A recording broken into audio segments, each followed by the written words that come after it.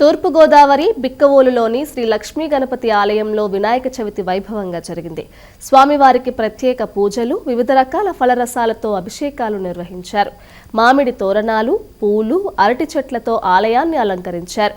చెవిలో కోర్కెలు చెప్పుకుంటే అభీష్టాలు నెరవేర్చే స్వామిగా బిక్కవోలు లక్ష్మీ గణపతి ప్రసిద్ధి.